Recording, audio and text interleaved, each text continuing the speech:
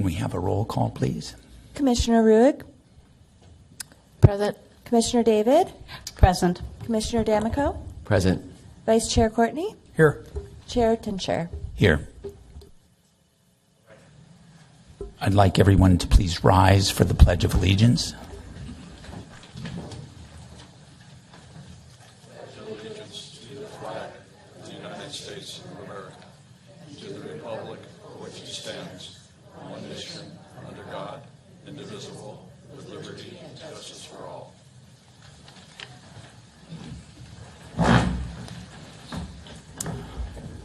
All right, I'd like to go ahead and have an adoption of the agenda. Can we have a motion? So moved. Second? I second. All in favor? Aye. Opposed? Nay. Abstained? None. All right, approval of the minutes from the July 18th, 2024 meeting. Does anyone have any changes to those? Can we go ahead and have a motion to approve? I move that we approve. And second? All Second. right. All in favor? Aye. Aye. Opposed? None. Abstained? None.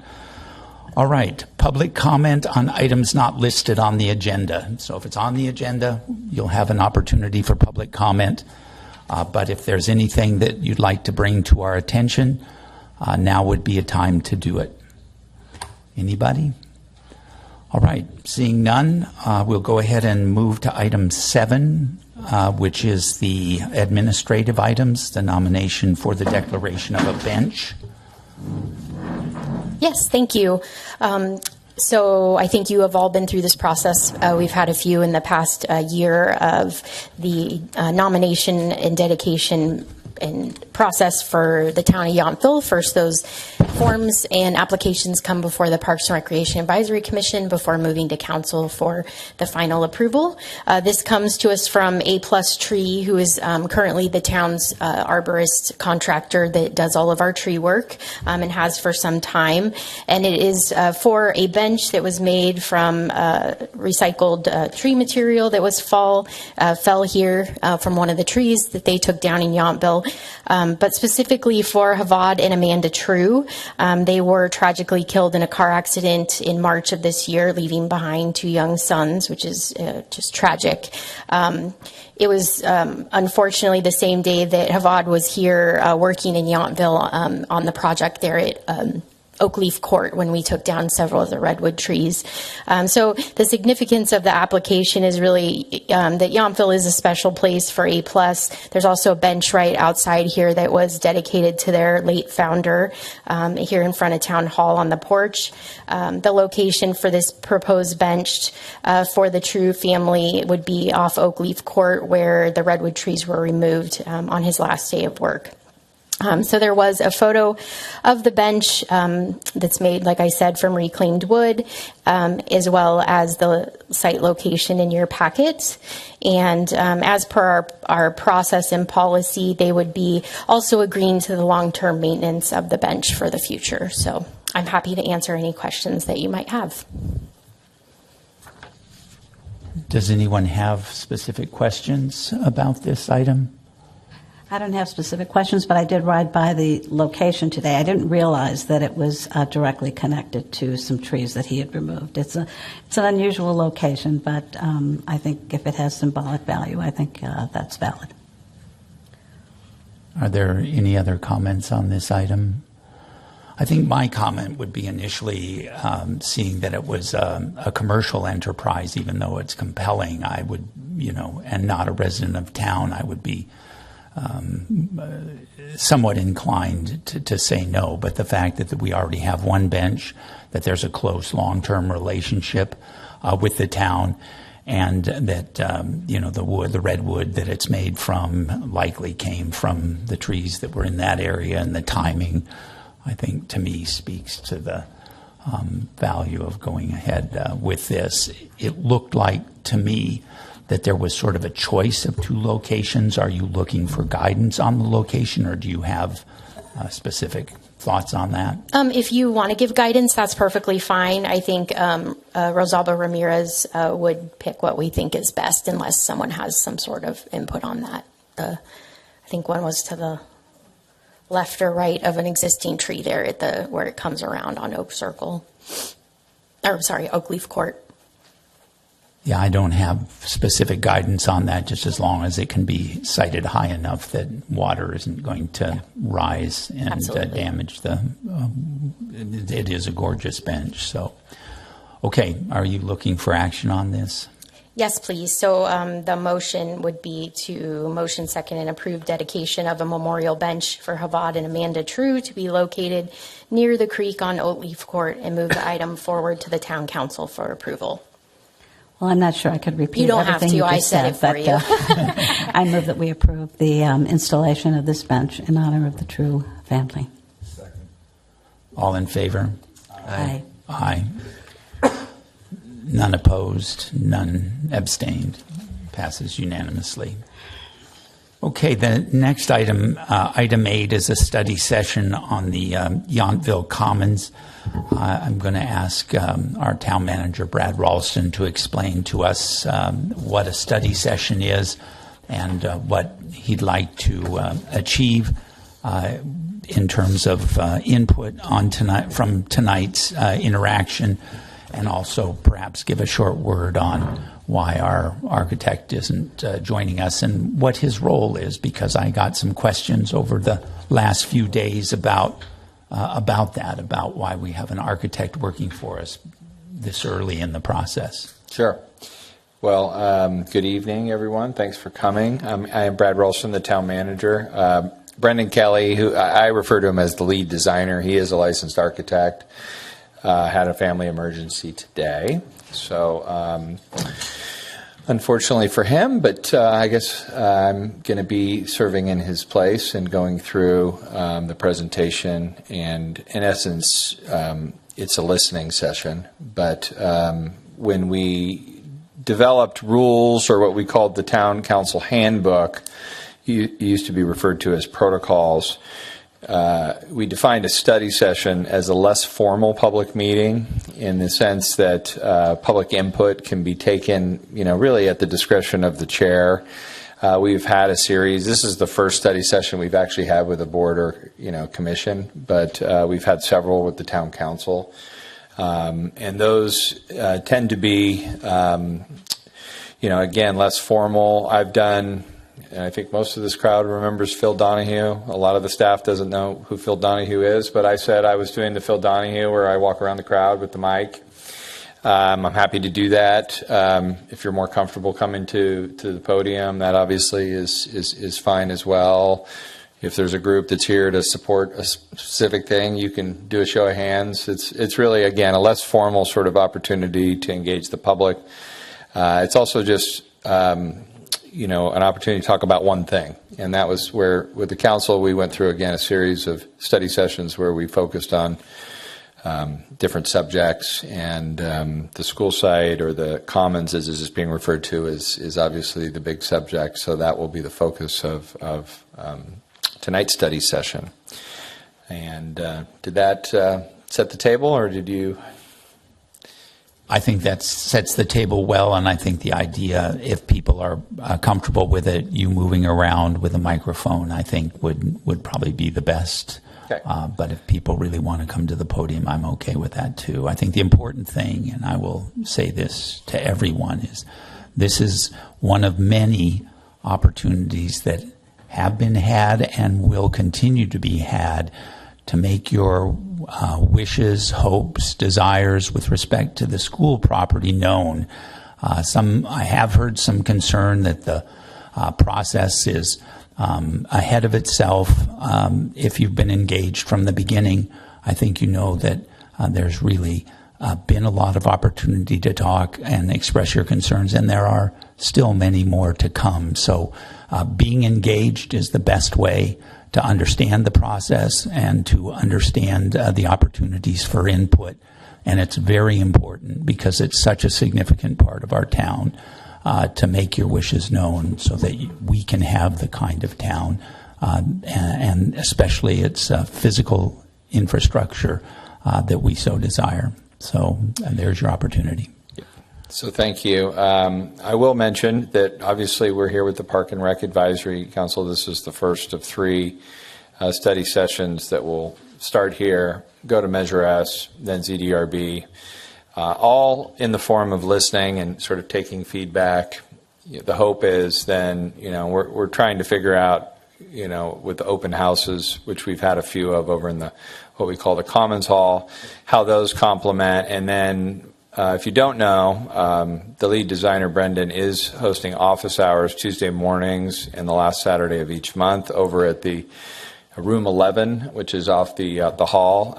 It's been great to see because he puts a little tab for when people come in. So there's over 50 tabs. So you're starting to see all the people that have come to see him, which is great because I think it's sometimes hard to, visualize, especially when you come to these meetings, like how much interest there really is. So I do think, we've created several sort of mechanisms, and I do think a lot of people are most comfortable one-on-one. I recognize a lot of people don't like getting to the mic, and and obviously you're boards and commissioners, so you serve a formal role. But I've been proud of the process and really happy that Brendan's been willing to do this. I've never seen a lead designer or architect really sort of facilitate that type of or that level of dialogue.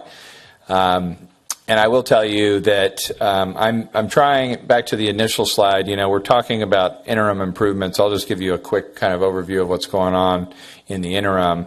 But when we talk about idea and visioning, I've been making, this important distinction between visioning and planning, even though everything is planning to some degree. So visioning is what we're doing within this timeline, and visioning is much more conceptual. It's also, you definitely need a designer leading it because you are going to have to get into a lot of details, which I'll talk about.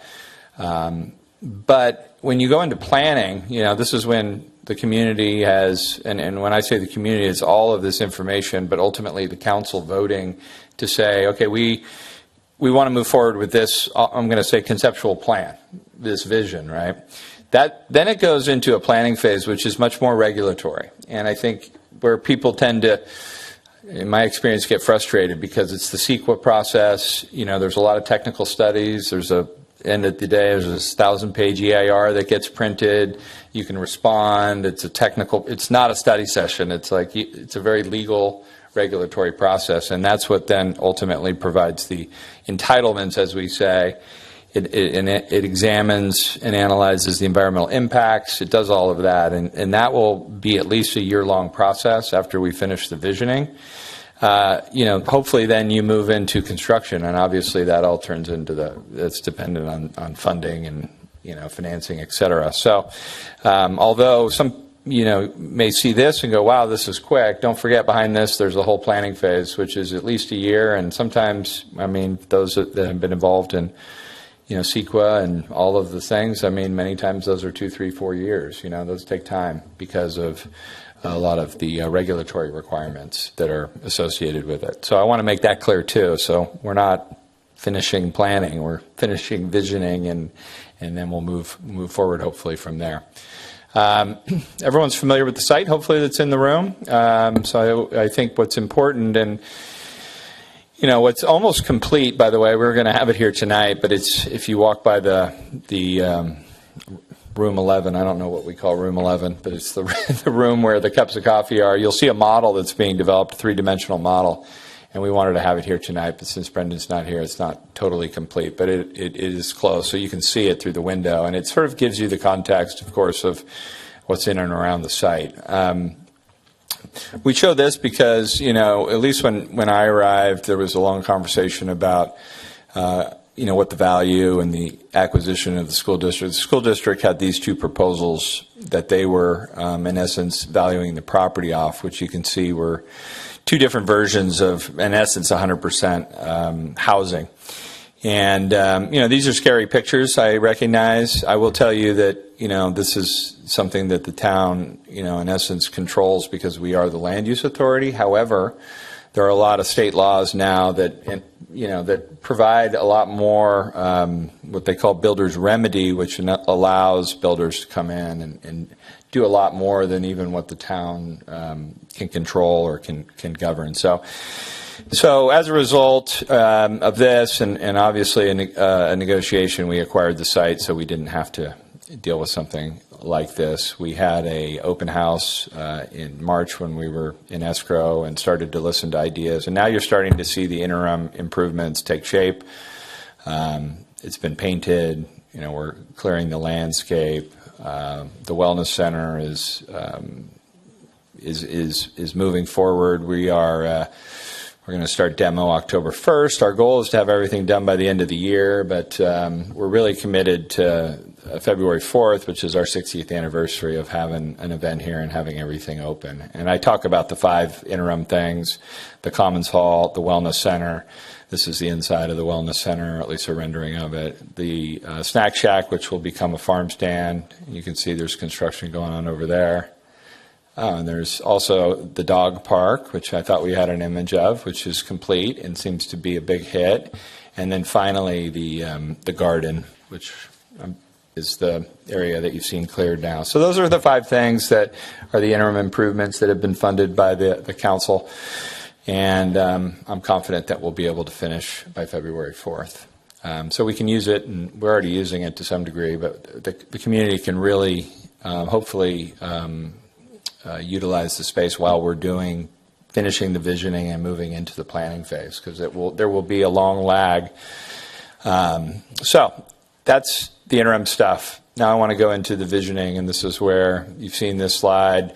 This is something that Brendan talks about in terms of how real estate projects or projects come together. And his point here is we're doing 2 things at once. As we redevelop the site and do the interim uses, we're really sort of packaging the land, and we're in this process of, doing community outreach or listening. So sometimes people think, oh, these things are happening while the interim stuff is happening, but, the visioning sort of is in the beginning. And then I know he goes through, which you all know the Valley, a lot better than I, but, and I do think the Napa River sort of sets the boundaries for development throughout the valley. And if you see the history of Yountville, and this is sort of the watershed or the flooding zones, and you start to see Hopper Creek come in, you start to see where Silverado Trail was built, where Highway 29 was built, you start to see the grid of Yountville. And it really was sort of shaped through those things. And then you start to layer in, what has happened over the last, you can go into hundreds of years, but there's some imagery that gets you into, really the last 50 years and how this site has developed. But it's clearly, we call ourselves the heart of the Napa Valley. We've said this is the heart of the heart, right? This is the center of the town. And, all these things sort of shape what can be done here, but we all know it's a clear opportunity. And when you look at this slide, this is our parks, right? So, germane to this group, we have great parks. They're well maintained, but there's always competing interests when you get into space. And as you all know, I know the pickleball's out at Vineyard Park, and we have different events at at the community park, and then there's more passive parks out at Washington Square. There's tot lots. Parks come in many different shapes and sizes, but this park, which is central, gives us this opportunity.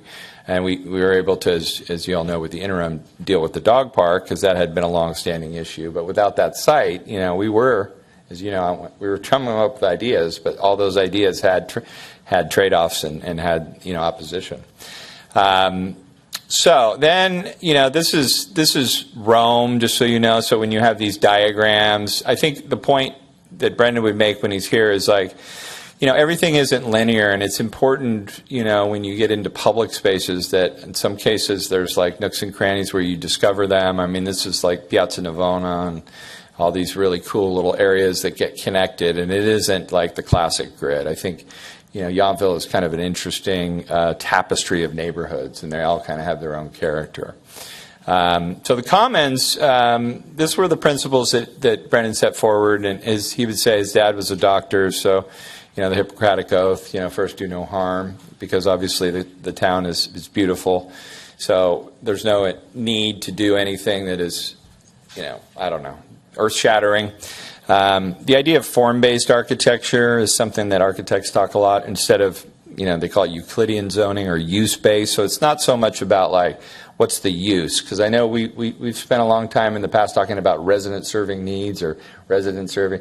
Those are all important conversations, but really at this point we're talking about the form. We talk about general land uses like civic and I guess parks, open space, and housing. But when you deal with form-based architecture, it's just much more of a talk about massing, a talk about like where a structure is appropriate, et cetera.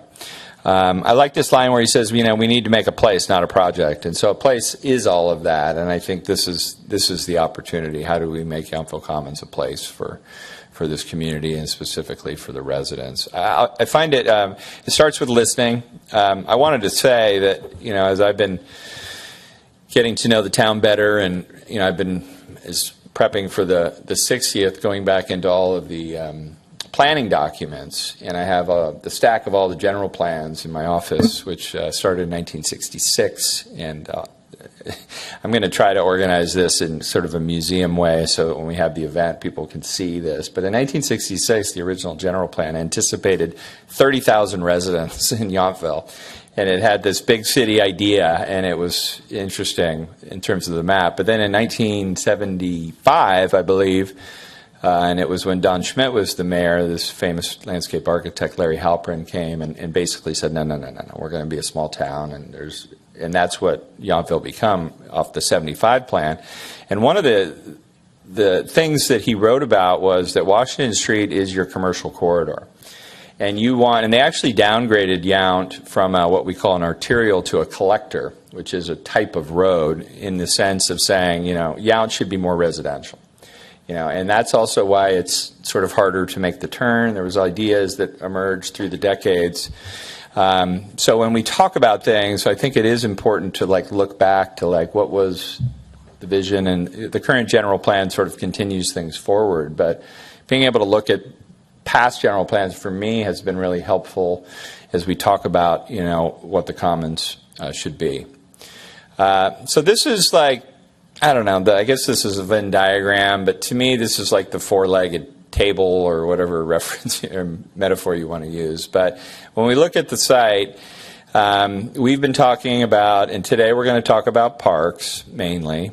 I mean, we can talk about everything, but the idea is that this group's going to sort of advise on parks, and we have the Park and Rec Master Plan. The last slide will be this chart, and I think we printed out extra copies because it references all the work that Sam did with this group, and how does that relate to parks. But next month, when we talk to Measure S, which is our affordable workforce housing group, we're going to really kind of do a deeper dive on housing. And then when we get to ZDRB in November, we're going to layer in civic. And civic can be a lot of things, but you really have to start with the infrastructure question, which is, roads, parking, obviously everything that's underneath that in terms of sewers and electrical, et cetera, et cetera. So all of these things need to come together, but the idea is tonight we're starting kind of a layering process, and we're going to listen to everyone about the park piece. Next month we'll listen about housing and so forth. So not that we can't talk about everything, but this isn't the Measure S committee, and I would prefer that we try to stay on the park and rec stuff so we can do our best to guide that feedback. So here's kind of a cool little aerial. 1940, the school was sort of in the middle. Then you see the school, which is where we are today, which is Town Hall. Then the new school gets built, and it's 93, and then 2005, and so on and so forth. And this definition of the commons was pulled off, I don't know, it's one of those definitions you find on Wikipedia or what have you. But you see the Boston Commons here. And so the Commons theory is based, I think it's, started in England, but it was brought over, and Boston Commons is what is probably the most famous in the U.S. But it's a cultural and natural resources accessible to all members of society. And so you also get into, not only people, but, I guess ecosystems, et cetera. So the idea of the commons, kind of started here. And it can combine a lot of things. So it's not, one or the other. And I do think this idea of layering is interesting because, I know initially we showed 4 quadrants of the site, and that was just a way to basically explain things. But as we move through the process, we shouldn't be thinking about it that way. And I'll get into some diagrams that help explain that. This is something that most are familiar with, Washington Square in San Francisco. So these are to scale, so you can kind of get a little bit of a, if you're familiar, I know Brendan and I think his wife they got married here, so this is like near and dear to their heart. So this is something where if he was here, he'd be talking about what is a park, and you see some stuff up there where you want it to be walkable. You need to divide it by streets because it needs to be accessible, of course, but you want it to be simple. You want to be able to walk through it, and you can walk through good parks in many different ways. So I think, Washington Square, I've walked through there. I've seen the picture of Joe DiMaggio. I guess he actually didn't get married there, as someone told me. Anyway, I don't want to get into that conversation, even though he took a picture in front of it. But it is a beautiful, square. But it's a very urban environment, right? So it's totally different. But I think it just gives you context in terms of the size. And then what we do here is you can see the aerial, right? And then he's showing this as sort of existing conditions and starting to show land use in terms of, obviously green, pink being, both civic and housing, but mainly housing. And then the blue is the interim stuff that's existing, as I understand it. And so there's some layering going on here. And the intent of these slides was this is the school proposal. So this was the whole, all housing. So that's the shots I already shown you, which obviously we're not going to go there. But there has been talk about where should the park and open space go. So this is, where it would go if it's on the existing baseball field footprint plus a little bit. If you put it into the corner where the dog park is now, this is how the site could be laid out. This would be moving it to the front along Yount Street. This would be moving Town Hall, which some people have brought up. And we don't want to say no to anything, but I will tell you that at the end of the day, we have to pay for things. And we've invested a lot in this facility, so there'd have to be a big windfall in order to do that. And then finally, there's kind of this central idea of what if you put it in the center and you built all the way around it. So those are, when you look at the block, I think we have to commit, in my view, to at least, and now we're talking about quadrants, at least a quarter of this big parks and open space. I mean, we can talk about more, but at least that. So this is kind of showing you at least that, how that might be arranged differently. And then this is that checklist, which you can't see, and Sam can be much more useful than I in terms of explaining all of this. But it does kind of shade the front stuff, and you can see what Brendan did is he said, in essence, okay, is this part of the programming? And you can see a lot of check boxes because this is a lot of the stuff that Sam and the staff put together. Is it in the interim use? So that check would mean, yeah, we have the dog park, we have a gym, we have the drop-in social area, et cetera.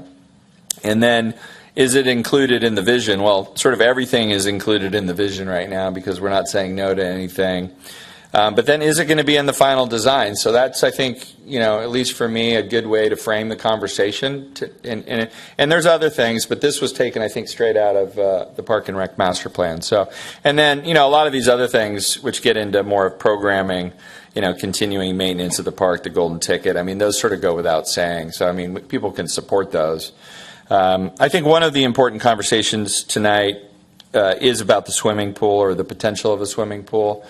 I've definitely heard that a lot, and I think, that's an interesting conversation because it's definitely something that people are not 100% about. There's both sides of that. I will tell you, and I think Sam is of the same mind frame, that it's very, very hard for municipalities to operate pools. I do think the Wellness Center could expand, and we could have, sort of a pool as part of the Wellness Center.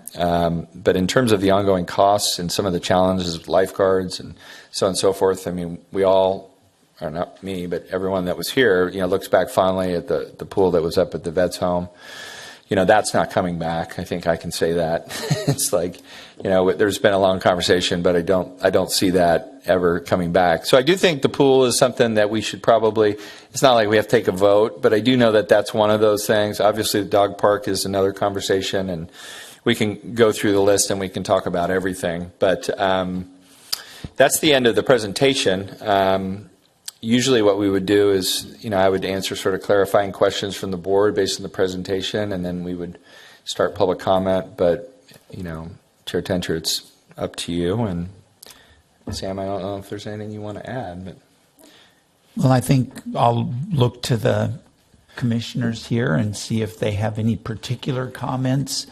The one comment that I might make before, as a group here this evening, we get into the nitty-gritty. If any of the commissioners first, and then perhaps members of the audience, if anybody has a really big picture with respect to the parks and recreation opportunities on the site, rather than some of these specifics, it might be worth starting there. So, Lorene. Yes, Sam, do these line items come from the survey, or do they come directly just from the master plan in general? So they are pulled directly out of the actual plan document that was the result of the survey. Yes. Yes, Commissioner David. I'm wondering whether we are also looking at the other facilities that are currently being used for, some of these activities. We're obviously focusing on Yountville Commons and that large property there and all the things we're going to do there. But we also have the community center, we have the community hall, we have, smaller spaces that we use. Are we looking at how all of these different spaces work relative to one another? And there's what I'm saying is there are locations that are currently being used that expand on our capacity in addition to the commons. So yeah, so definitely. I think, obviously the focus is visioning for the commons, but how it relates to the community center is, we've talked a lot about how the community hall and the commons hall are complementary, and it gives flexibility for programming, so we don't have to displace when there's things, but also there's opportunities to expand that there weren't before. So I think that, you have to always think of it all, but I do think we are definitely working to make sure that this venue and the community center are 1 + 1 = 3 kind of thing. So, so any ideas related to that? Yeah, in terms of, hey, that should be over there because then it free up this. That's definitely what we want to hear tonight. Commissioners, any other thoughts at this point?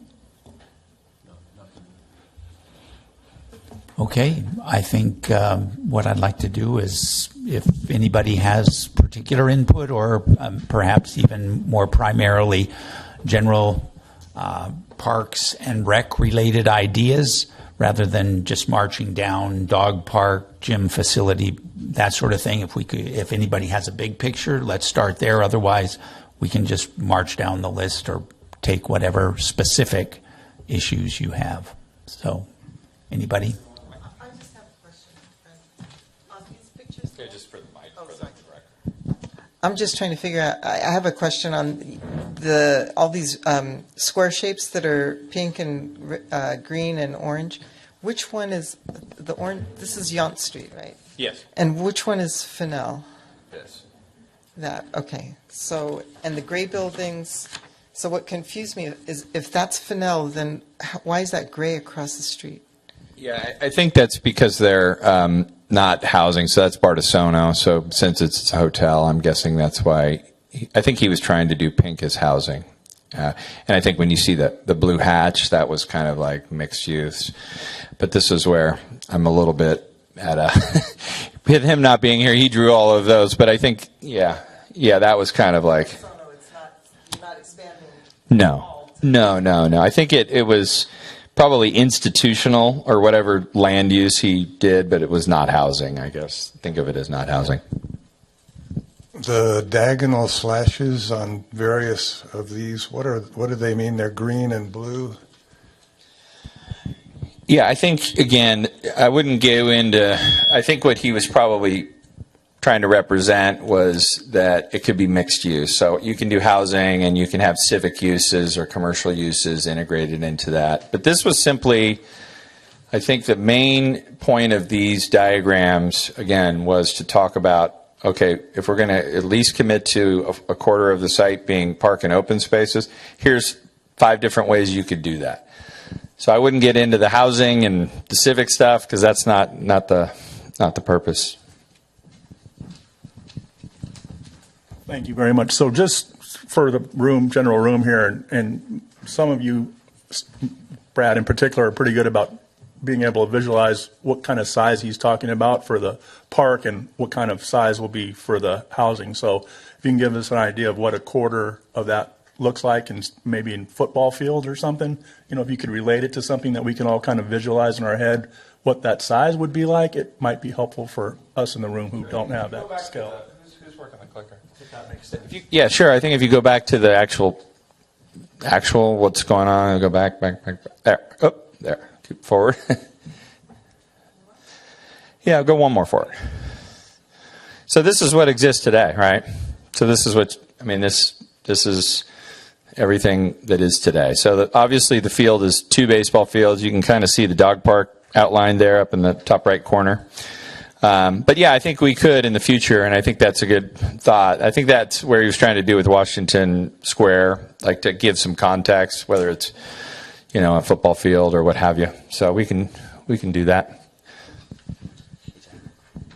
And this may have already been answered, but in previous meetings, when the affordable housing comes to play, who is in affordable housing, and will we have an increase of children and youth in our community as a result of that? Out of curiosity. Well, I would encourage you to come to the next study session, but I will tell you that's a very complicated, that's like, there's no way to say, oh, this housing has to be for kids, or this has to be, this is where housing laws and a lot of things need to be discussed. So we will get into that a little bit more at Measure S, because affordable housing has a definition, workforce housing has a definition, but that's not the conversation. Right, but does it change what you put in based on what that It's not going to go back to being a school, right? I understand.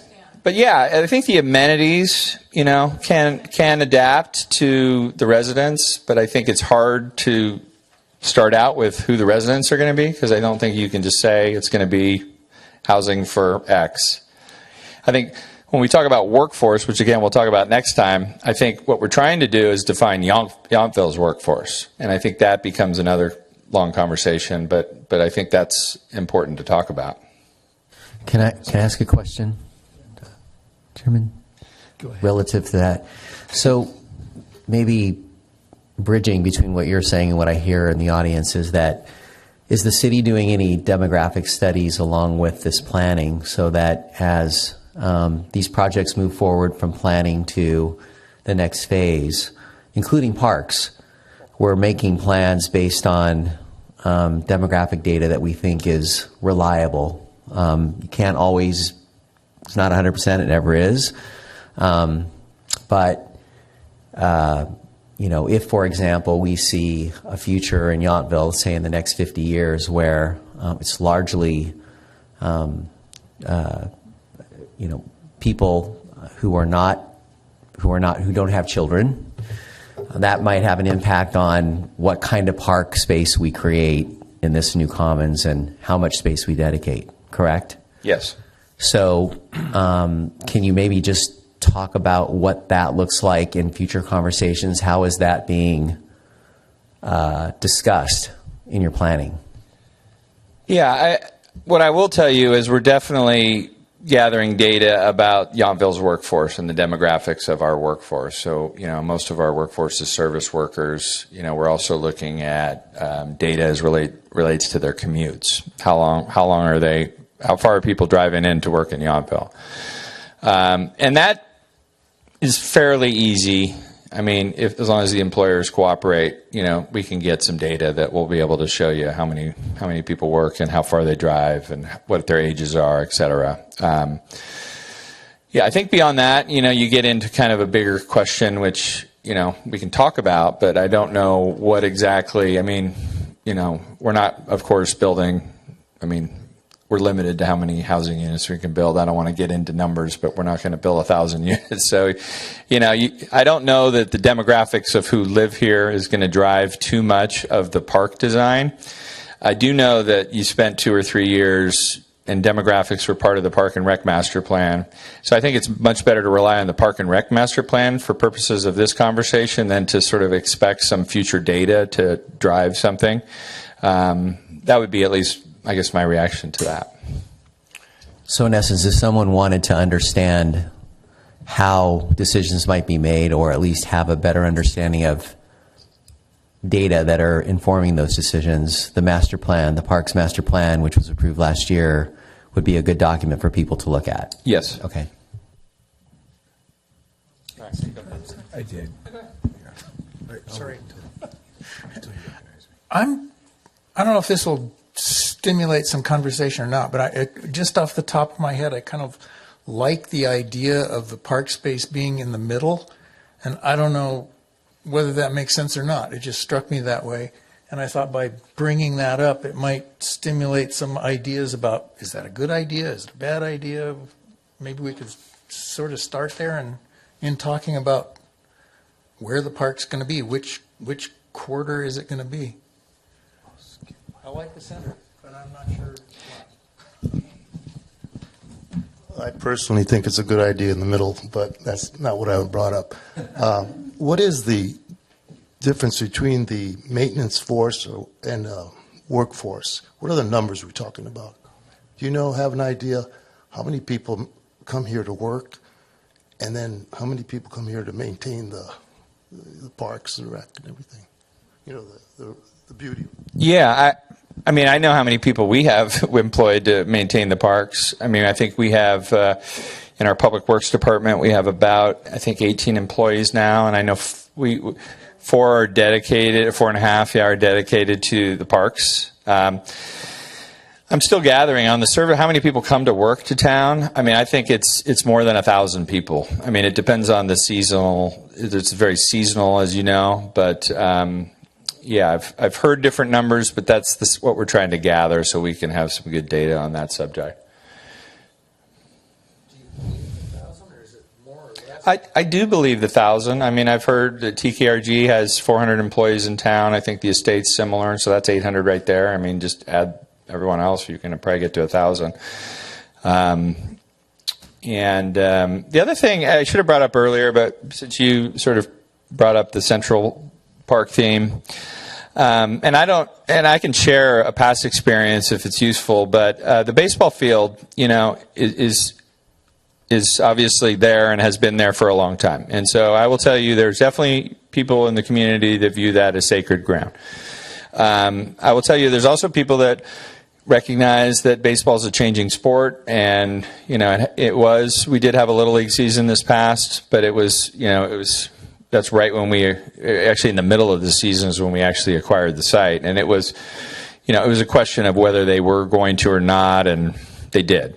So I will tell I don't know. I mean, this might help that conversation, but I did spend 2 years redesigning a baseball field in my previous job, and it was going to be a bunch of things, soccer field and all these other things that people wanted, and everyone was for it until we got to the last meeting, and then like the 1984 Little League champions showed up and said, wait a second, this is sacred ground, and the council decided not to go forward with the plan we'd worked on for a few years. And those are hard, right? Because you spend all this time and you do all this outreach and everyone has a vision, and then, it's sometimes hard when you have things, again, that are sentimental or sacred. And I don't want to be saying that's what we should or shouldn't do. I just want to say that that's an issue that you should all consider as we talk about parks, because the reason that we're keeping the snack bar as it is, and the reason that we feel strongly that it could be a farm stand, is they've also agreed to provide concessions for any baseball league that would come in the future. So this doesn't prohibit Little League or anyone coming in and using that as a field. But that's something I think, I just share that with you as in terms of it takes up a lot of space. Baseball fields take up a lot of space. So, Brad, Vice Chair Courtney had a comment here. If Thank you, Brad. Had his hand up for a while. Sorry, yeah, go ahead. Thank you, Alan. I know that we're here to talk about primarily the parks, but then you start talking about baseball. And so there is a real fascinating study that was done in San Francisco. And the housing conversation is not much unlike the sacred ground that we talk about with the baseball. Everybody has really, really strong opinions about workforce housing, affordable housing. And the question always comes up, affordable for who? This morning, State Senator Wiener announced that the governor had signed his bill, SB 1037, that will help the state enforce its housing laws against local municipalities that are out of compliance.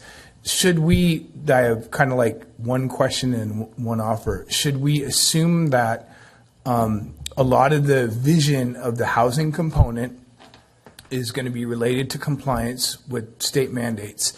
And then if that is the case, would we be interested in exploring, back to the baseball thing, the San Francisco Giants bought huge parcels of land and they had to go to the ballot. And they went to the ballot with a multiple level of housing, right? Workforce housing, what you were just talking about now, and then low income affordable housing, and then market rate housing, which is what enables a lot of these developments to actually pencil out. The reason I'm bringing it up is because that formula resulted in everybody agreeing and passing the measure. So I was going to share that with Sam, because a lot of those definitions aren't made at the municipal level. They're made at the state level, and they're usually connected to what are, Brad, median. Oh, I know it all, yeah. And I'm trying to avoid the housing discussion tonight because it is a very complicated conversation. But yeah, you get into RENA numbers and you get into all these sorts of housing laws, and you're right. That's what I was trying to say in the beginning. But builder's remedy is sort of part of the housing element law, and if you don't have a certified housing element, then builders can come in and do what the school district was showing. So we do have a certified housing element, by the way. It got certified a couple months ago, so we are clear through that process. But we do have to consider the next cycle and make sure whatever we design and build here will maintain that compliance, because that's an important piece of this. But, again, I don't want to tell you not what to say, but come to the Measure S committee and we'll be spending, and I know Sandy's on that, and we'll spend a lot more time talking about housing at the next one. But I know there's people in the back, so I'm going to...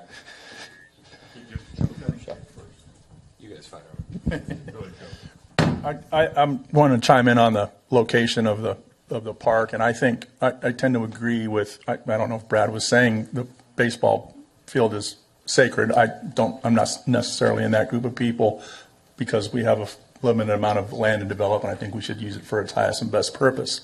But I do think, just from my own time here in town, I've lived here over 30 years now, that some of the parks that we have built, like in Washington Park, Little Forester Park, it's so isolated because the homes are built around it that it's almost kind of a neighborhood park more than a community park. And I think that anything that gets built around the park becomes kind of a little bit isolated from my own perspective. It just kind of...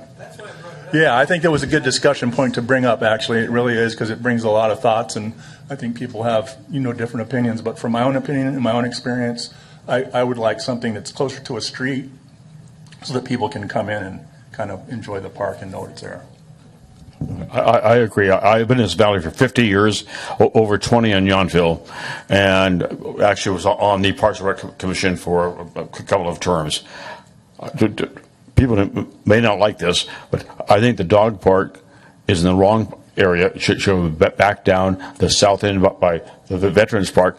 This area is way too important as the acreage and the plot area for Yountville to carve out an area for the dog park right there. We should definitely have more housing, a park in the center, that people come to. This is a very important area, and to carve out one area for a portion of the residents, which, and I've been a resident for a long time, this property is way too important to make one small area for this. On the other hand, just what we really do need, as none of us can do this, and the town can't do it without private industry, but bringing homes in. What's a hotel, affordable housing, etc. This is a very important property, and we have a lot going on with the community center already. We may not need to do all of the school site for this year. The kids went up there just recently during the summer. We're bringing a gym in, very positive, but we have to be more about bringing more people in here to bring more tax cash into municipality. Okay, thanks. Cindy? Myrna Research. I want to go back to the current interim uses of the site because I think they're an opportunity to give us some feedback on whether these spaces are wanted and needed by our community. And so we have the interim dog park, which I personally support, and we've gotten a number of letters of public comment in significant support of it. I've walked past it. People seem to be enjoying it thoroughly, not just their dogs, but it's become a social network there. We have on the horizon the fitness center as an interim use. We're going to be able to get, once that is implemented, we're going to get some feedback on that, whether that works, whether there's a demand for that.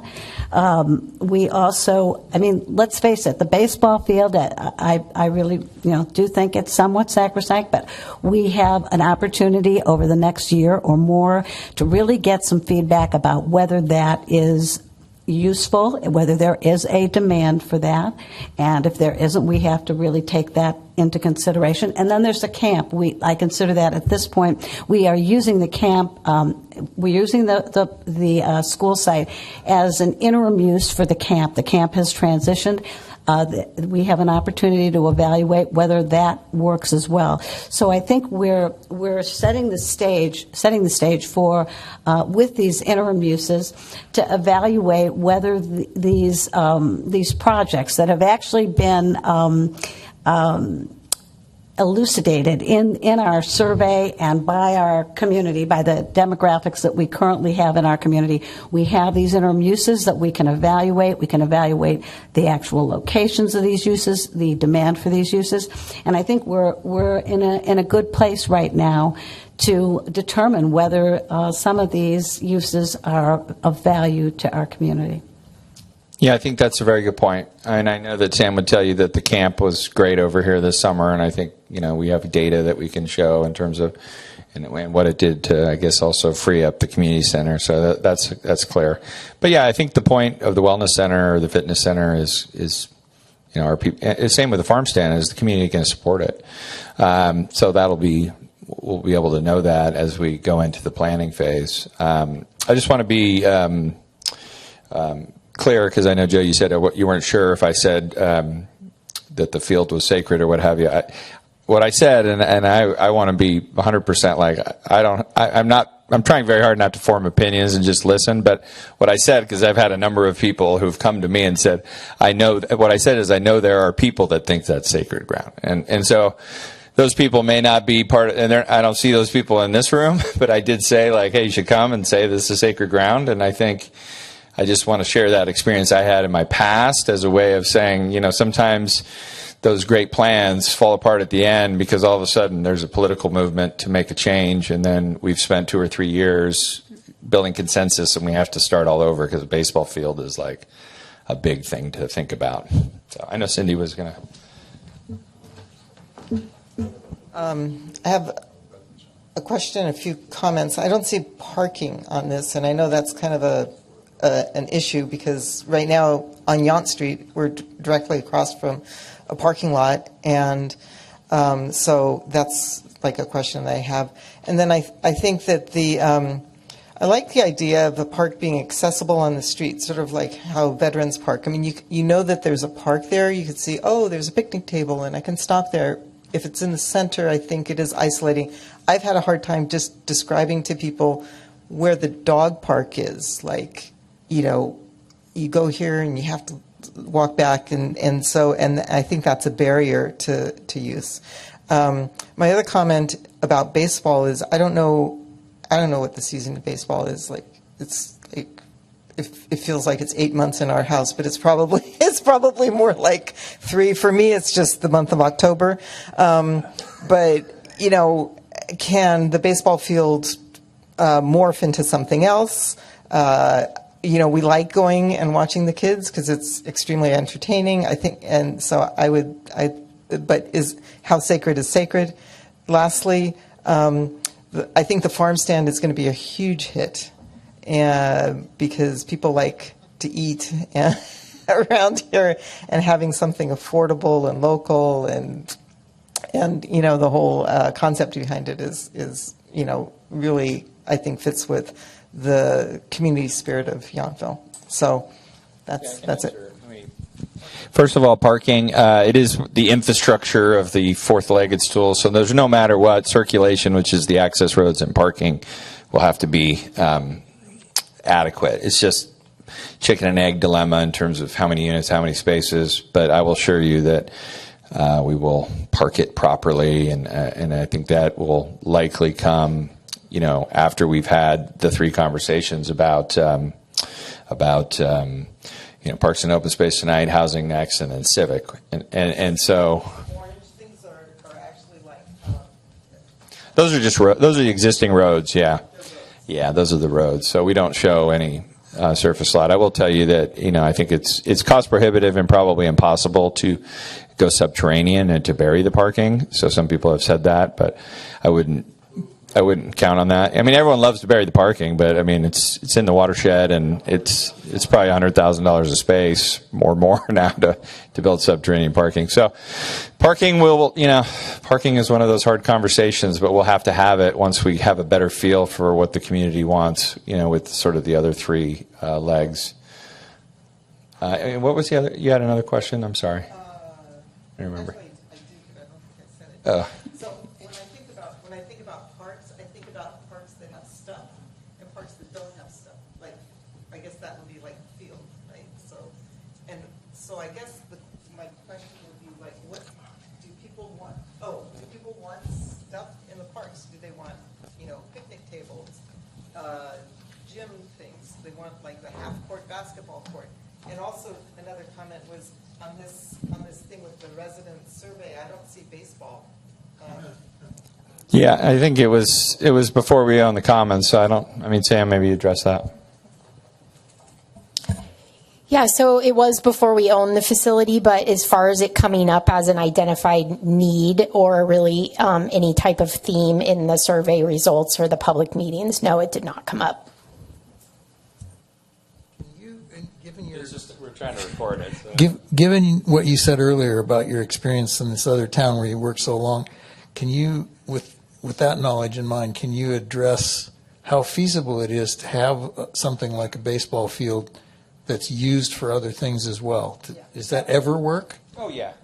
No, it definitely works. I mean, you know, I think you have to be careful, and I think, you know, it depends on how much it's being used, and I think, you know, first of all, Little League has 2 seasons, has a fall and then has a spring season. So, and typically, at least kids play baseball in the spring more so than the fall, because that's also the high school sort of schedule. But yeah, I think, you know, I mean, clearly it's grass, and, you know, whether it's just passive use or we can get into multi-purpose fields. There are now like fence lines where you can turn it into a soccer field, or you can turn it into a, you know, lacrosse, all the sports. So there are ways to have baseball fields as multi-purpose fields for sure. So those can all be part of the conversation once we kind of get the footprint down, and I guess we make some decisions, you know, towards the end of the year. Yeah. Thank you, Brad. going back to what I said earlier, this space in center of North Yountville is very important. I personally, and my company that I own, have sponsored the Yountville Little League for many, many years. But now, without the elementary school there, providing the children to go into the Little League, and with fewer and fewer children, whatever the reason may be, here in Yountville, they're playing ball in elementary schools in Napa because they're being bused down there, or at the junior high schools or high school. My son went to Vintage High School, won a scholarship, and to down at Cal Poly on a baseball scholarship. I know about baseball here in Yountville. Says I will tell you that area is a very large area to carve out for a little league or a baseball area. Whether you want to move housing there or put the park in the middle or in that corner, to carve out that area is wrong for us. Needing the taxes from all the homes, affordable housing, whatever we're going to do. So the idea of keeping the baseball diamond there is really not that important to Yountville anymore compared to when I've been here for many, many years. You know I'm going to say something. Yeah, I mean, let's have the baseball debate. The baseball debate. Jennifer Brewster, I was married to a major leaguer, baseball player that played for the Phillies and the Cubs and been in this valley for 35 years. I know I recognized you back there. I am in support of anything that needs to be redesigned or done, including a sacred baseball field. I'm up there at Borman Field, and everybody knows the vet's home up there. But what I will say about how do we, because I don't want this, and I didn't mean to get the topic off on housing, I just needed to better understand who is going to be in affordable housing. What is that definition? Do they not come with kids? That's my thing, right? So when you look at the survey up here, there's no baseball.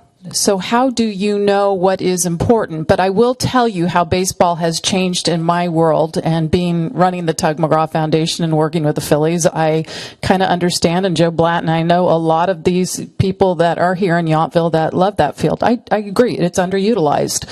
But baseball has changed. It is the only field, it's the 60-yarder that little kids can be on. Borman's too big for them. So it's an actual feeder if it's being utilized. And I would say it's on the baseball group. Hey, you got to show us that you're using this. And I would say for futures in the next, and I'll reserve that for the next section, is, again, do these families not come with kids? And if they don't, do we need a baseball field? And, I agree with, could it be used for something? But I think we do have to demonstrate that we don't need it.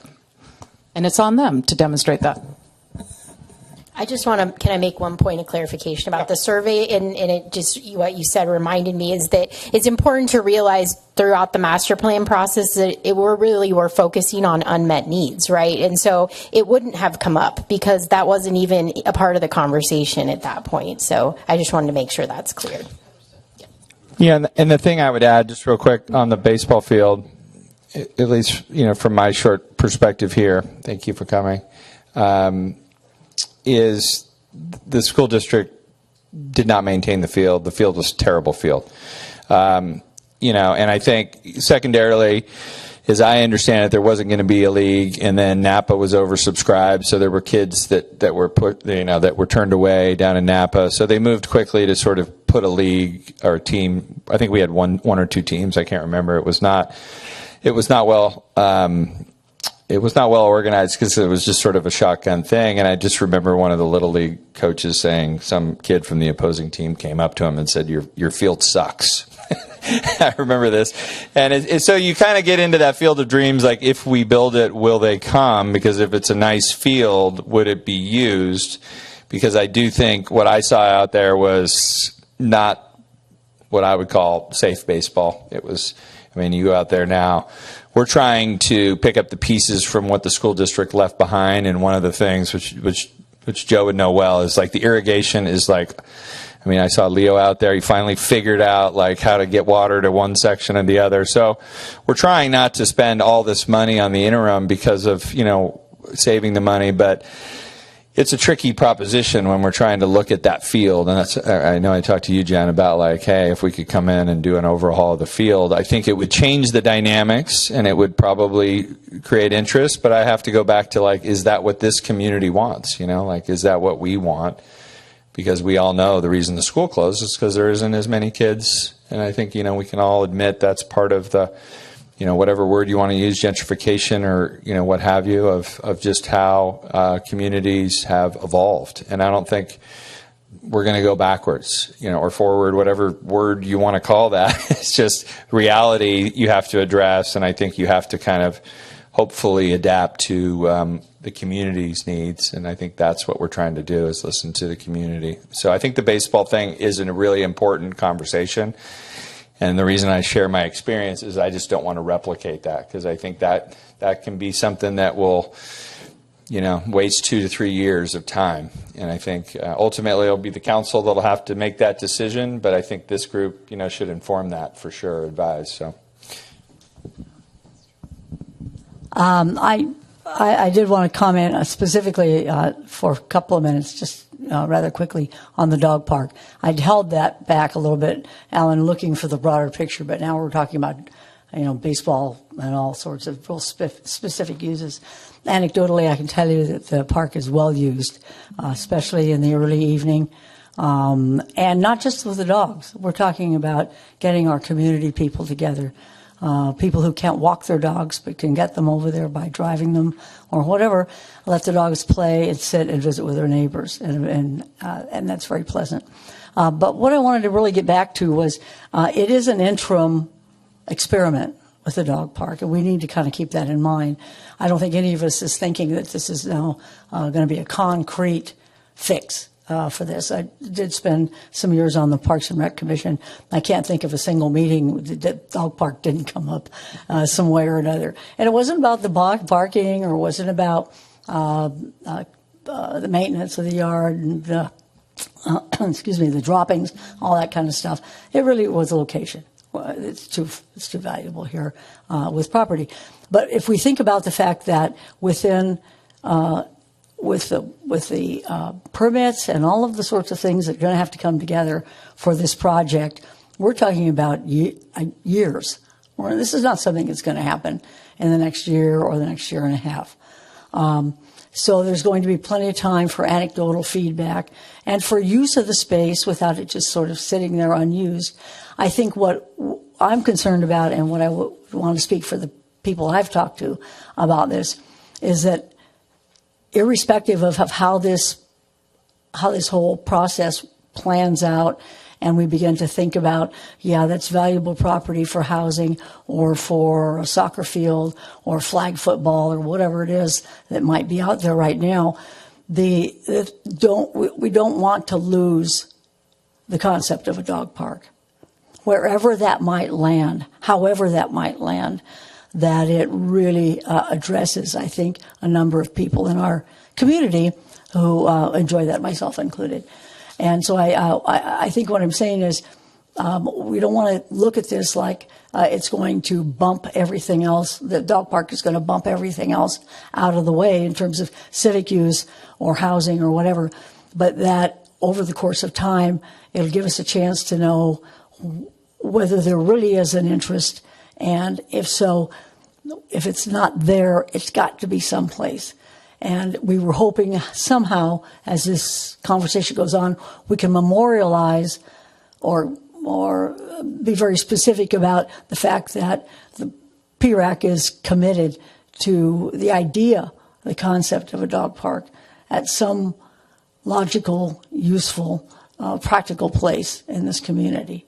And if it's not there, then perhaps someplace else. And I think there's some other opportunities. But the point is, it'll be a long time before we have to really think about closing that down and saying, well, we're going to use it to build housing.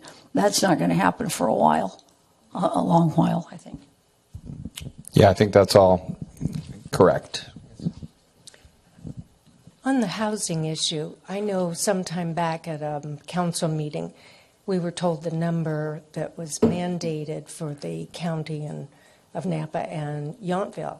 So is there anyone that's going to dictate how many units should be considered for that parcel?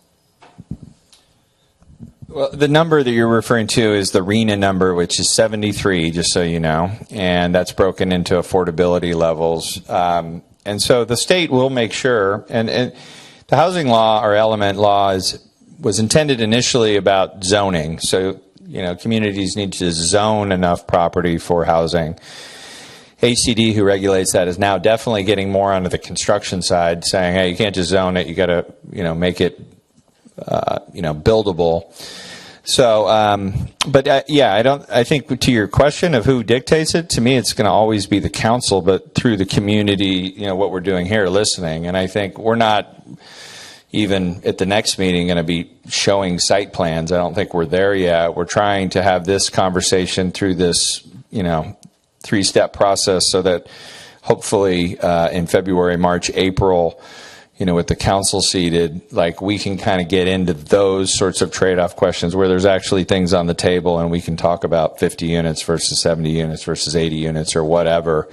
So that conversation will come, but I think, yeah, we're going to need to make a commitment to meeting our state requirement. Otherwise, they'll come in and they'll take away our land use authority, which will make things worse.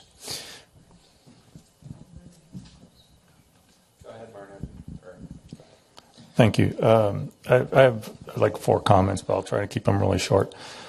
First of all, love the dog park. I am new to the community. I wouldn't know anybody here if it wasn't for the dog park. I have met literally 100 people since I moved here 6 months ago because of the dog park. So I'm very in favor of dog park. I think the people here will use it no matter where you put it. It doesn't have to be on this property, but you need a dog park here. It's a very binding element of the community. Second, about being along the creek. If you build along there, we're facing increased climate change over the next 100 years of increased flooding events, and I think it's foolish to build on floodplains. And I say that as a person who's lived near other floodplains. I think you should strongly consider not building right along the creek for that reason. And I also think that the amount of space that you've dictated for the park seems to coincide with the size of a baseball field rather conveniently. So you might want to look at that. And it needs to be open along that street. And I'm sorry, I don't know at the north end of the park because, I guess, it's a visible thing that is welcoming to people, and if you build all around it, it becomes the private park of the individuals who live in all the buildings around it, because you basically are blocking off people who aren't familiar with the town from knowing there's a park in there. Also, walking along the creek is a joy, and if you build along there, you'll wipe that out, and then you're walking down Yount and Washington, you're not able to enjoy the creek, and it's really the only section of the creek where you can walk along there publicly. So those are my comments. And also, I think one last thing, baseball field becomes a baseball field. It has fences, it has a backstop, it becomes very clearly a baseball field, and it deters people from using it for other things. So that's just some things I'd like you to keep in mind as you go through this process. Thank you. Welcome to town. I'm going to do the running. Hi, I'm Charles, and I've lived here since December. And I'm new to this process also. But I was wondering, and so I'm probably going to say something that's already been dealt with. Yountville's changed a lot since I've been coming here once a week for a week or two since the mid 80s. And then I finally moved here once a year. So what's Yountville going to be in 10 or 20 or 30 years? How's it going to change? Have we talked about that? Does anybody have any idea? Well, they updated the general plan 3 years ago, I think. So the general plan is the blueprint for growth for the whole town. I mean, so what we're talking about is a school. So happy to provide a copy of the general plan. It's obviously a big document that gets into, it's broken into 7 elements, I think. But that would be the blueprint for the town. And I think then, as you know, I mean, in terms of town proper, we're fairly built out. There's not a lot of opportunity other than this site and the vet's home, which the town does not control. So that's owned by the state, so it's under their own jurisdiction. So we couldn't, zone or build any housing, but they could. Oh, I see, like demographic type thing? Yeah. Yeah, I mean, those are always, interesting conversations because I don't think anyone knows. We can look at trends and, what has happened over the last, 10 or 60 years or what have you, and I think it's clear, like it is in many, affluent communities that, the demographics tend to trend, wealthier and older, and that's just, I think, one of those things that I think a lot of people struggle with, but at the end of the day, it's not like it's just Yountville, right? Go to Carmel by the Sea, go to La Jolla, go on and on. So I think those are all important. I do think, demographic data is important to the decisions that we're going to be making. But, the general plan is a long process. I wasn't here for it. I've done general plan updates. I know a lot of people in this room participated. So you can look at that. Maybe that's useful. But I think this site is really more about, really creating that place. That's why I like the word, how are we going to create a place? Let's not hopefully let fear drive it. I think it needs to be about hope and what do we want, versus we're fearful that, there will never be a child in Yountville again or, whatever. Those are the things where I think that sort of keeps you out of positive, what do we really want? How do we make it happen? So that's just, I guess, me sort of being Phil Donahue again. I'm going to go back to baseball.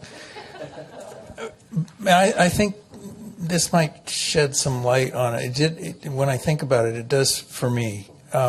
The sacrosanct comments that I've heard, I'm pretty sure have all come from sort of youngish, middle-aged men who remember playing baseball on that field. Many of them don't live here. Some of them are cranky about it because they feel like they can't live here. But and when you said fear, I think that relates to this because part of being who I am, I'm a little afraid of hurting the feelings of those guys. There are some of them from, kind of important families in town and whatnot. But I don't think we can let that get in the way of what we do. It's not actually sacrosanct. Yeah, and I think that's why I try to raise it so that at least that conversation can be happen at the front end.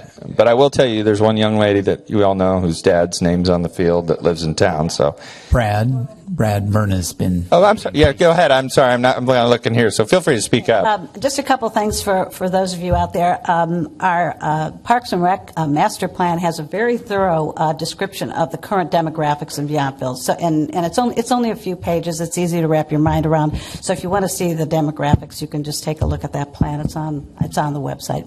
But I wanted to mention something about the pool because the pool has come up as something that is important to our community. I personally don't think that we have the capacity to have a large outdoor pool on our site at Yountville Commons. But it occurred to me that maybe if we move forward with the wellness center and the fitness center, that maybe that group, and you alluded to this before, but maybe we could have a smaller scale like lap pool that's an indoor pool, so that this need is being met for some people, but scaled back, so that we don't have to, as a town, personally supervise this effort, and yet we still provide that amenity for people who are, let's say, more serious swimmers. Yeah, I think that's a great point, and I do think we chatted earlier. I mean, the nice thing about the interim uses, and you made this point, like we'll know how many members there are of Yountville Fit, right? And if there's 200 members, let's call it, and there's 50 of them that want a lap pool, like we could design a membership so that they're underwriting the lap pool. That's not like, to me, this is a very specialized need. It's definitely not the whole community need, but I think you're right. And I think as we think about it, it's definitely, in my mind, an expansion of the wellness center, or so if there's demand for it. Thank you. So thank you. Yeah. Okay. I want a dog park, but I got to go. And here's an idea for it.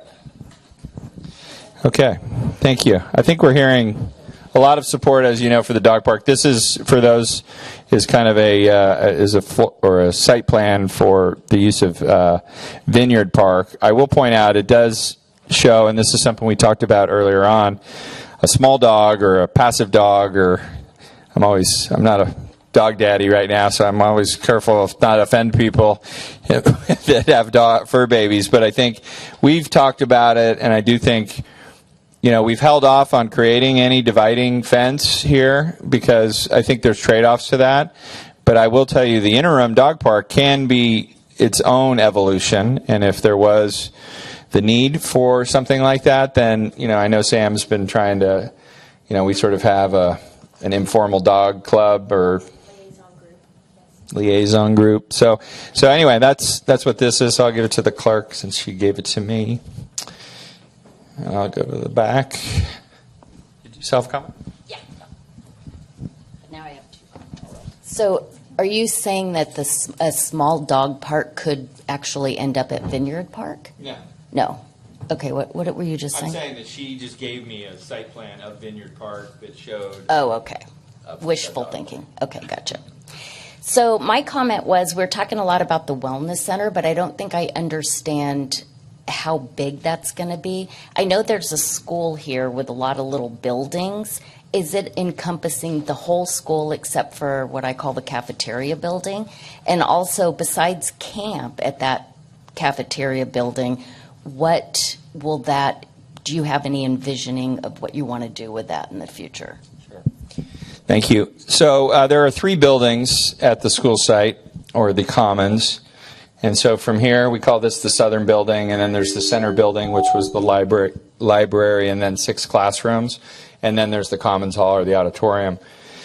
The wellness center, or the fitness center, will be the middle building. So it will be that the central, it was an atrium, kind of a library. There'll be 5 classrooms that are sort of designated for different things, like a studio and weights and selectorize or whatever that is. And then there will be one room, which was the computer lab, which will basically be a cafe. So that'll be open to the public. So if you go to the farm stand and you want to have a cup of coffee, you'll be able to go in there without being a member of the club. So that's that. This building that is closest to us was one of the original buildings built in, I think, 75. And I think as we started to dig into it, it was just going to be way too expensive to bring up to, the HVAC and the sewer and all the sort of infrastructure that supports that building. We just made the decision. We were looking at it. I do think we can use it for things like storage, but to occupy it requires that we make a huge investment in this building. And so at this stage, we're trying to put the funds towards what we saw as the need. So the answers, yeah. My name's John. I've been here for over 20 years here in Yountville, and the Wellness Center sparks an interest in me because I recently started walking, and I think walking is probably goes hand in hand with the Wellness Center. I was wondering if in your plan, is there a perimeter walkway around the park area? Yeah, I think clearly the Hopper Creek Trail will remain, and that's obviously one edge, and then you have Fennell. And I think as we look at the front of this, you see we're starting to do work on the front yard, we call it here in Town Hall. And obviously One of the things to me that's exciting, we haven't designed it and planned it, but if you look at Weber, which is the cut through, it takes you to the Vine Trail. So that's one access into the Vine Trail, which is a nice area to walk and bike. But I definitely see the opportunity once we come up with the master plan to make the connection through, what would be Weber over to the Hopper Creek Trail. I think that's an important connection, pedestrian and bike connection. So that would give you the loop, I think, what you're suggesting, yeah.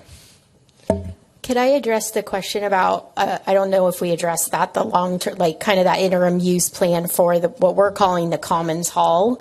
So we did host summer camp there, but prior to that, it had been in the community center, and moving it really wasn't integral, but it allowed us to continue our adult programming through the summer, which we know is really important. I don't know if we have any golden ticket members in the house, but we are really at a capacity point Monday through Friday at the community center. All of our golden ticket classes, except for 3, have waiting lists. And so we really, as the construction wraps up here with the wellness center, and after the first of the year, really hoping to use that as an extension of the community center for more classroom space. And then also another space for rentals, because we're consistently turning other revenue sources of rental away during the week from private business who wants a meeting space and things like that, because programming takes up the majority of it. So that'll be, I know it seems like not a lot's going on right now, but a lot of that is because of the level of construction that's coming and going. So as soon as that levels out, you're going to see a lot more activity in that hall.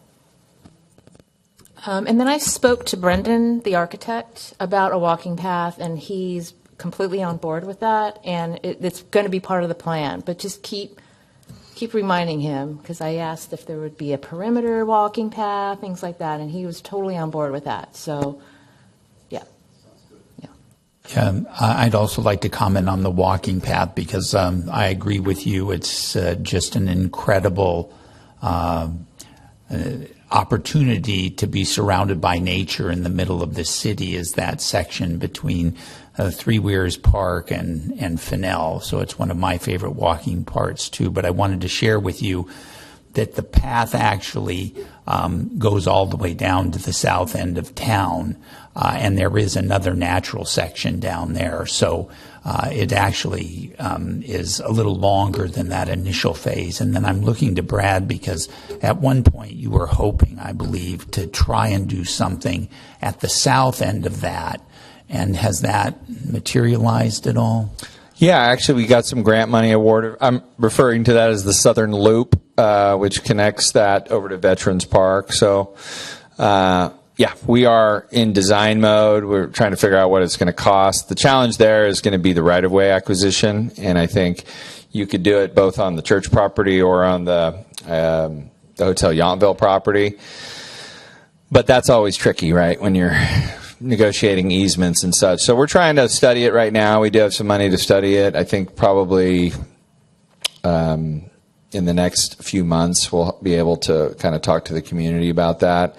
We're also working on that southern parking lot, which was where initially we were talking about the dog run, but now that's being redesigned as more of a parking lot. So those two projects should be able to merge. That's our hope. And we are committed to that, because I think if you've walked all the way to the southern edge of the Hopper Creek Trail, you sort of end at someone's front door. It's like a little random, where am I moment. And I think it would be pretty easy, again, if we can get the right of way to make that southern loop work, and then it can loop back. And then you actually have a loop of the whole town, which, becomes a really great walking amenity.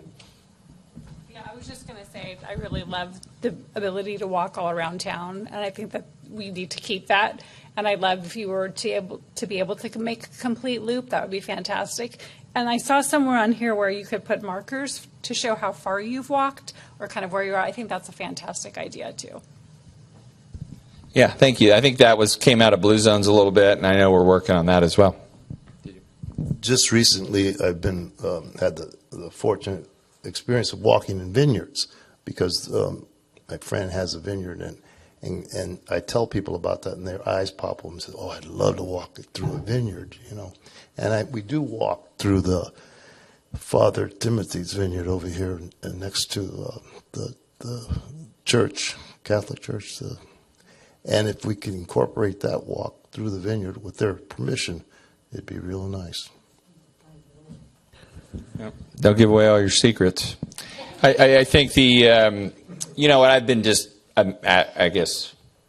what I admire with what the Vine Trail is doing, and talking to Chuck McMahon about, obviously they just opened the segment from St. Helena to Calistoga, but again, they're doing it entirely without eminent domain, and so they're negotiating easements, and it's like, I listened to some of those stories, and it's tricky. I mean, if you have someone who's well-meaning, who's like, come on through, build a little path, and it's great, but that's rarely the case in my experience. Most people don't like you on their property. Maybe they'll let you if you're friends, but I think all those ideas are great. We do have a walking map that was developed through the Blue Zones effort, which I think it's somewhere on our website. I don't know, but it's a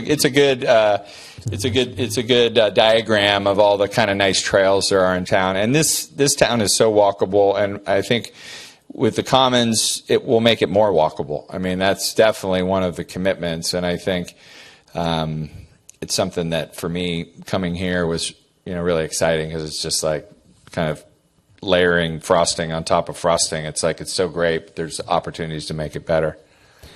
Can I just interject a process thought with respect to the feedback and the conversation in terms of our role? We're not making any decisions. We're gathering information. The Commons is going to open. Things are going to operate. And all of that is data, right? We're going to collect data about what's working and what's not working. The data so far from the dog park is really good. It looks like, that's a win. Will people join the gym? Will people use the other features? Probably, because people use things here in town. I guess my hope would be that as there's two things happening in parallel. There's this interim Commons opening, and there are things operational now and things coming online.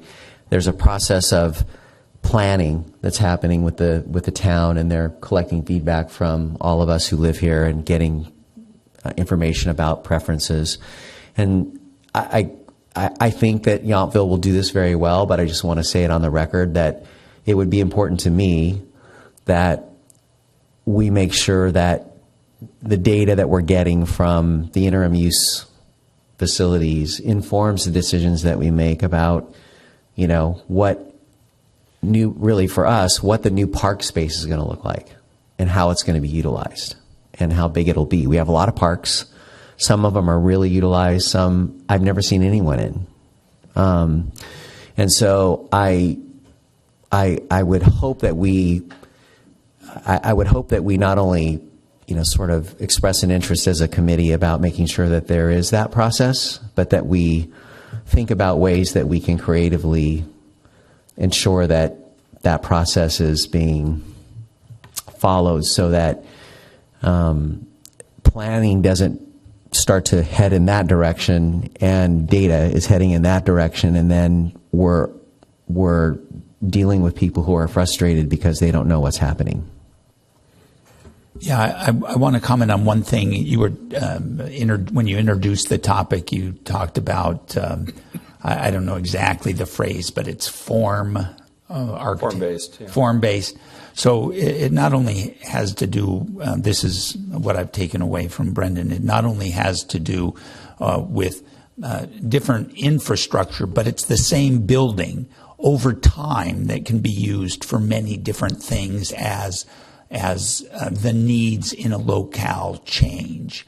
And so I think that's pretty important as we think about changes in demographics and that sort of thing. So specifically to your timing, the interesting thing is we're going to be making some decisions, I think, at least to get to the planning phase. So we're in the visioning phase, and then in April, May, whatever, we move into the planning phase. We're not going to have as much data as we might want, for example, for the wellness center. But if the building is designed in this form-based way, and we've put this square on the checkerboard, whether it becomes a a cafe or a doctor's office or stays a gym is an opportunity as long as we're mindful of that. But yes, I agree. It's important that we mine the data for as much as we can. But I think we're not going to have never do have all the data we might want. But good point. Thank you. Yeah, I would suggest, I feel like we've had a really good dialogue, and thanks again for all your comments. I think if you as commissioners want to make any final comments, I know Sam's I've seen her been working all day. Obviously it's recorded, so we'll go back to this, but I just want you to also go back to that sort of idea of the layering, and I think stay involved, of course. Go do the one-on-one of you can do more than one cup of coffee, by the way, so you can go see Brendan more than once. But I think any final comments related to me, the baseball field was sort of a question mark, and I don't know if there's any specific suggestions on, how we address that. I do think, there is ways, and when you bring up form-based, you can also talk about open space sort of in a form-based way, right? It doesn't have to be defined, but if this is like a footprint for a park, then it gives flexibility. And I think we were all kind of nodding with the swimming pool, maybe as an expansion to the wellness center. I felt like everyone was kind of saying, okay, that seems like a good thing. The gym, we'll see if it works. The dog park is clearly part of the plan. I think how it adapts in the interim use and where it belongs becomes kind of the question. Brad, I'd like you to comment on the community garden. You and I have talked about that, but I think everyone would benefit from your comments on that. The thought on that, and actually, Charles left, but I've talked to his brother, Peter Jacobson, and I think I'm referring to it as the farm stand garden because I think it is a community garden, but whatever's grown there should be available at the farm stand. And I think we're talking about opportunities where volunteers can earn, like, what do we call it? Farm stand bucks. But I think what's important in terms of it being successful is that I think it's integrated into the site, but I do think that the farm stand will become one of these things that will really be successful. It'll be a small idea that will bring in community, kind of like the dog park. And so I think by able to grow food at the Peter Jacobson caliber of food and being able to go down and buy, one of his plums or peaches or lingonberries. And I talked to Jen also about, Tug McGraw. There's a lot of people, as you know, in the valley that grow more than grapes. So this is the opportunity, I think, to have a little food hub. And so that would be kind of at least what we're pursuing for that garden. But I think we're also, working with how do we maintain it, manage it. And I think it's a little tricky with the chicken and egg of like, do we have a volunteer base? What can we really do? But I've done a series of community gardens in my previous life, so I've learned a lot of lessons through how to do those. And I think, this town, if there's a town that could do a farm stand garden, with the French Laundry down the street and Peter down the street and just the soil that we have, this is it. So, I think more to come on that in the next few weeks as we sort of figure out what how to operate it, but that would be the intent in the interim phase.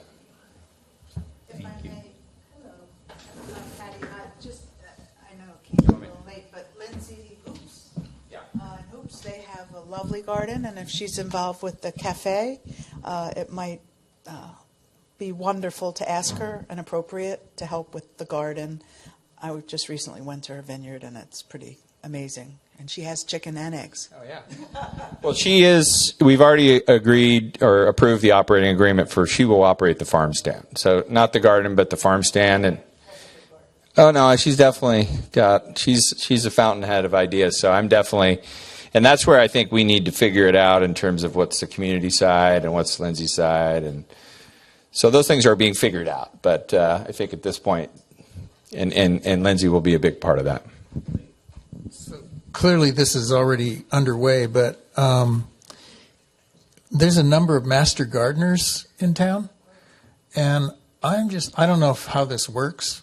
or if this is realistic or not, but how about if the master gardeners and a group of people who like to garden actually take over the landscaping of the property? Grow things, grow food, grow flowers, I don't know.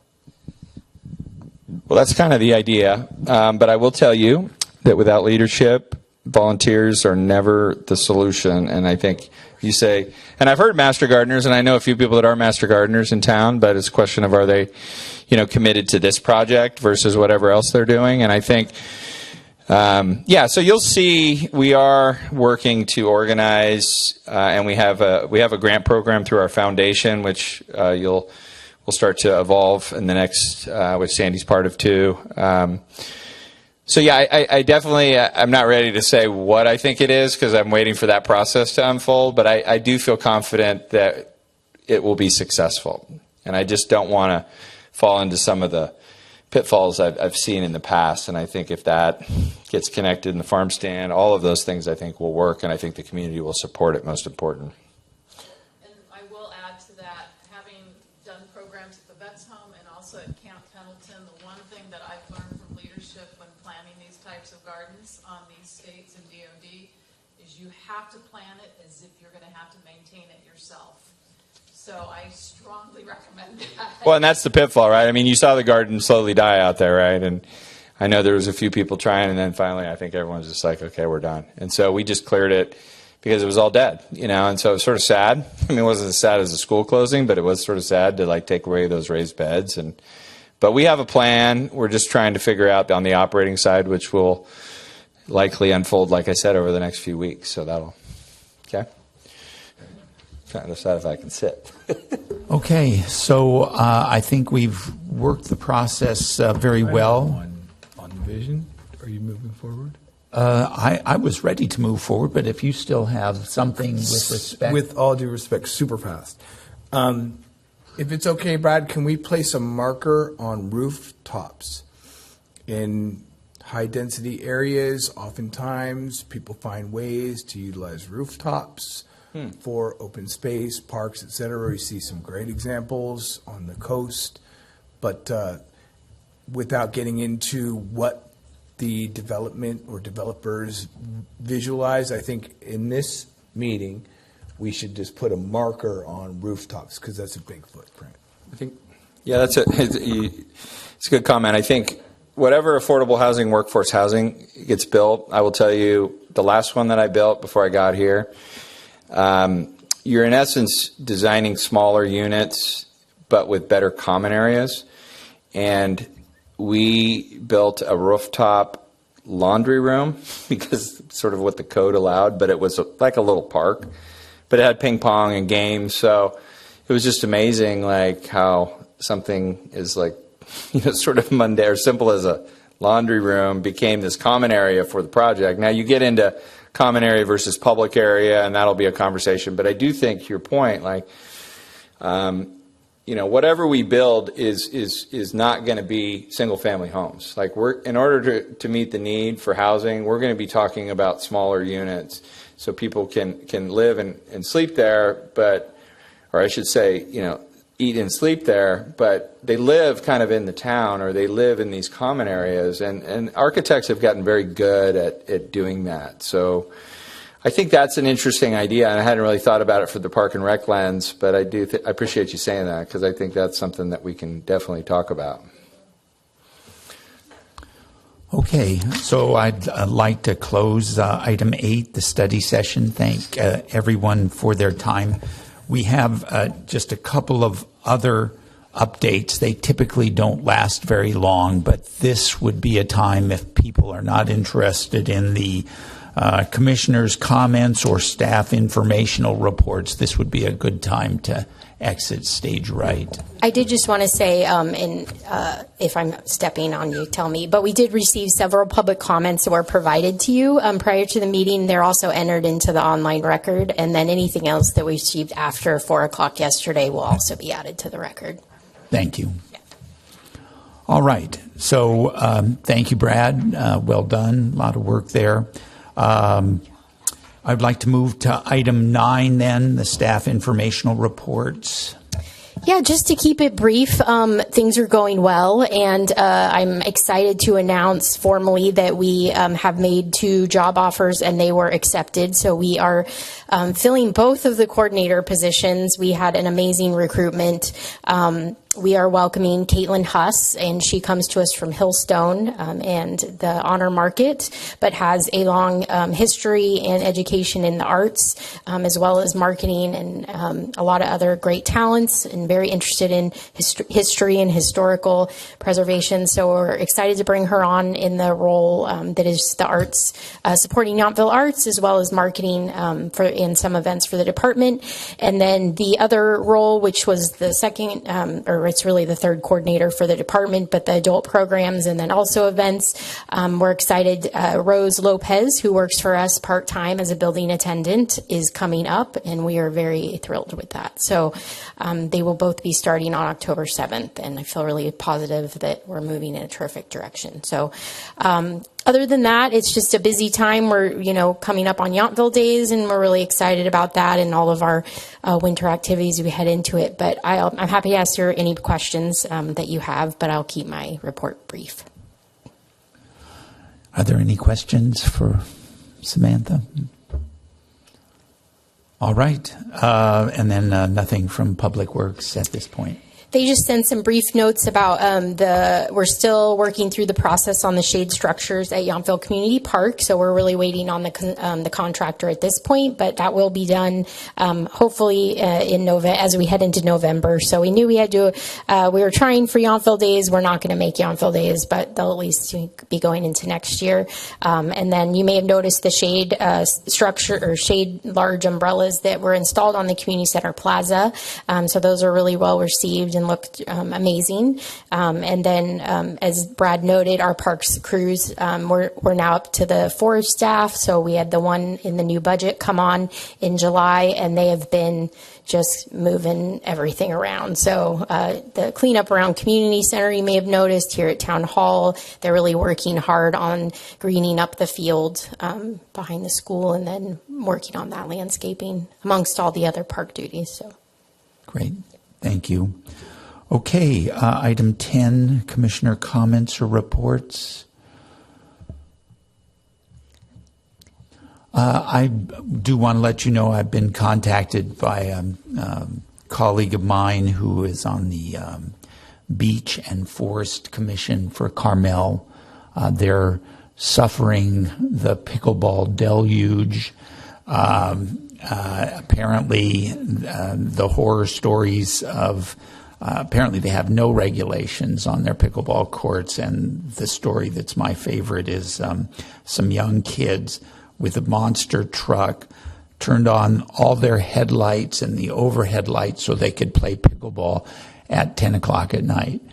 So, so anyway, I've provided the signage that we've been through, and I've offered them to put them in contact with you if they would prefer peer-to-peer.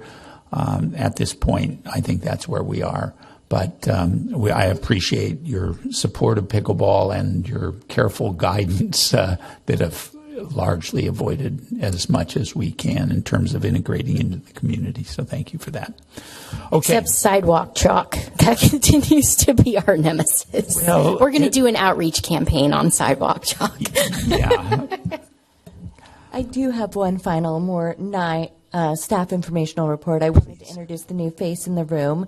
This is our new Deputy Town Clerk, Cami Noriega. She comes to us from the city of Petaluma, but she will be joining us for our boards, commissions, and committee meetings, as well as Town Council, of course. So just want to introduce her and welcome her. Well, welcome. Thank you. All right. So the best part of the evening, probably, item 11. One thing I just wanted to mention, because she noted the umbrellas in front of the community center, but I think one other thing we did, which I would be interested in your feedback at some point, is we moved some of the other umbrellas and tables over to Oakleaf or Oak Circle Park, because that always felt like it needed some shade to me. So we talked about it, and since we had those, so it'll be interesting to see. And I know you drive by there all the time. You and I live over there. To see if that kind of gets that park a little. I mean, it gives it some color, which I think it needed, but if that allows more people to use it. I think that was just a little thing we did because we had that, and I think hopefully it's a benefit because I don't see many people using that park. It's more of just a sort of a pass-through on the trail. Yeah, it's kind of interesting on park utilization.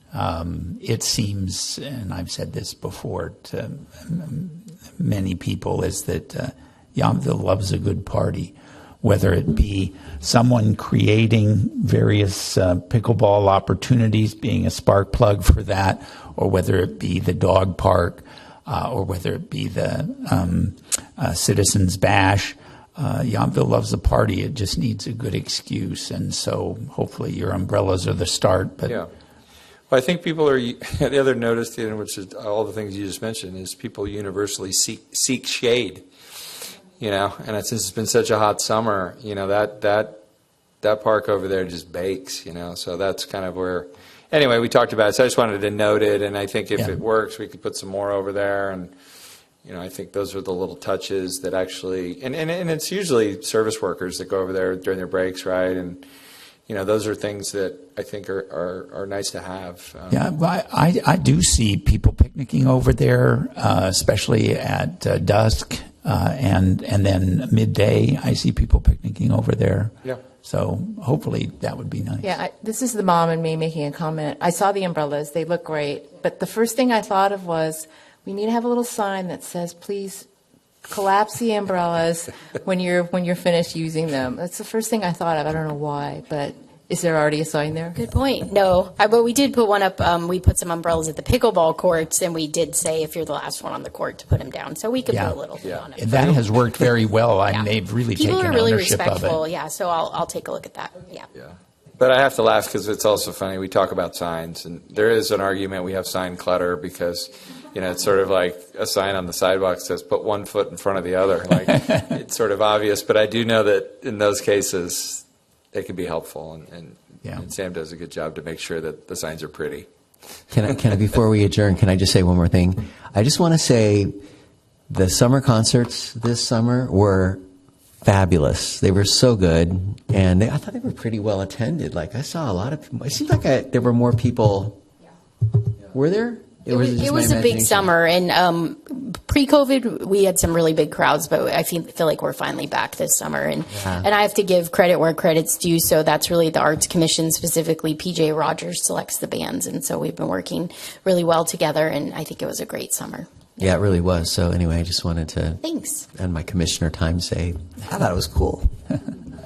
Great. Okay, so can I get a motion to adjourn, please? I make a motion to adjourn. Second. All in favor? Aye. Shall we adjourn? Everybody.